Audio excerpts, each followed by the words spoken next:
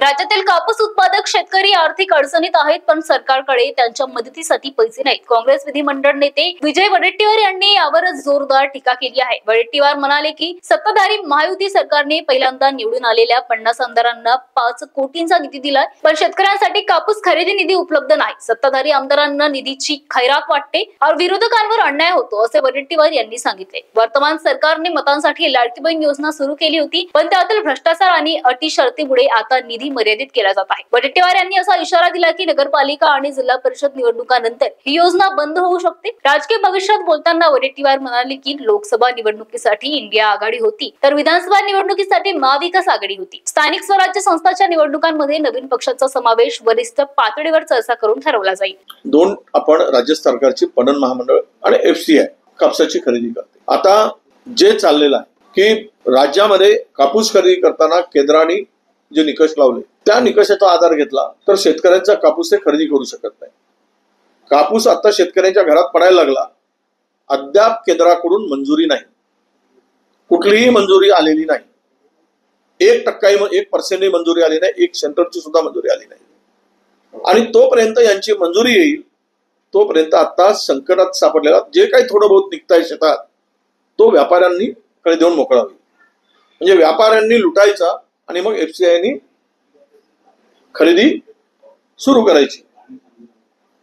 CCI सेंट्रलचा Congress आपला cotton federation म्हणजे काय म्हणतो त्याला CCI हे आता जे काही सेंटर आहे ते आता सुरू करायला पाहिजे होते, ते का लेट सुरू केले। आणि पणननी सुद्धा पैसे नाही म्हणून सरकारकडून पैसे घ्यायला पाहिजे। तुम्हाला आमदारांना वाटायला 5-5 कोटी रुपये आहेत, मग या कापूस खरेदीसाठी पैसे नाहीत का? समृद्धीसाठी 1 लाख कोटी आहेत, जमीन खरेदी करण्यासाठी 20,000 कोटी रुपये आहेत, आणि आज शेतकऱ्यांना द्यायला पैसे नाही किंवा कापूस खरेदीसाठी पैसे नाही, तर शेतकऱ्यांची फसवणूक करण्याचं काम सुरू झालेलं आहे। जे दर आता मिळत आहे ते 5,000च्या वर मिळत नाहीये, आणि उद्या जर कापूस व्यापाऱ्यांच्या खिशात गेल्यानंतर ते CCIचे सेंटर उघडून काही उपयोग होणार नाही असं मला वाटतं। महाराष्ट्र TV 24 करिता व्हिडिओ जर्नलिस्ट राजेश जंगीटवार सोबत पारस पैसवारीची रिपोर्ट। सर्व नागरिकांना दिवाळीच्या हार्दिक शुभेच्छा। हा सण आपल्या सर्वांच्या आयुष्यात नवा उत्साह, नवी उमेद घेऊन येऊ। शुभेच्छुक अतुल भाऊ वांदिले, वर्धा जिल्हाध्यक्ष, राष्ट्रवादी काँग्रेस पार्टी, शरदचंद्र पवार गट। शेतकरी आपल्या मुलाला कपडे सुद्धा विकत घेऊ शकत नाही, रक्ताचं पाणी करतो, तो आज संकटात सापडलेला आहे। शेतकऱ्याचं कर्ज माफ झालेलं नाही आहे। शेतकऱ्याची दिवाळी आज अंधारात आहे, उद्याला काळी दिवाळी करणार आहे आणि या भाजप सरकारचा निषेध करणार आहे। नमस्कार। दिवाळी हा सण आपल्या हिंदू संस्कृतीमध्ये मोठ्या उत्साहात केला जाते आणि सर्व लोक दिवाळीची वाट बघतात। दिवाळीला आपण नवीन कपडे घेतो, घर सजावट करतो, फटाके फोडतो आणि घरामध्ये सर्व आनंदाचं वातावरण राहते। पण आता उद्याला लक्ष्मीपूजन आहे, दिवाळी चालू आहे। आम्ही उद्याला जिल्हाधिकारी कार्यालयाच्या समोर धरणे आंदोलन करणार आहे आणि काळी दिवाळी करणार आहे।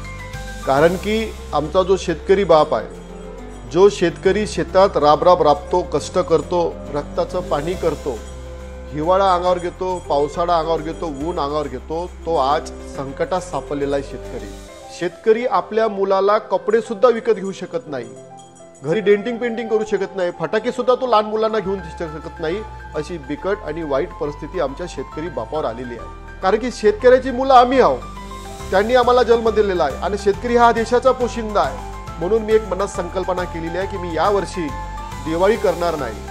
कारण की मी माझ्या परिवाराला सांगितलं का कोणी नवीन कपडे घेणार नाही, कोणी फटाके फोडणार नाही, घरामध्ये कोणी डेंटिंग पेंटिंग सुद्धा करणार नाही। आणि आपण जो सण दरवर्षी बनवतो, उत्सव बनवतो दिवाळीचा, तो दिवाळीचा उत्सव सुद्धा आपण करणार नाही। कारण की आपला शेतकरी संकटात आहे, पण शेतकऱ्याचं कर्ज माफ झालेलं नाही आहे। शेतकऱ्याची दिवाळी आज अंधारात आहे, म्हणून आम्ही उजेडातून काही फायदा नाही आहे, म्हणून आम्ही उद्याला काळी दिवाळी करणार आहे आणि या भाजप सरकारचा निषेध करणार आहे।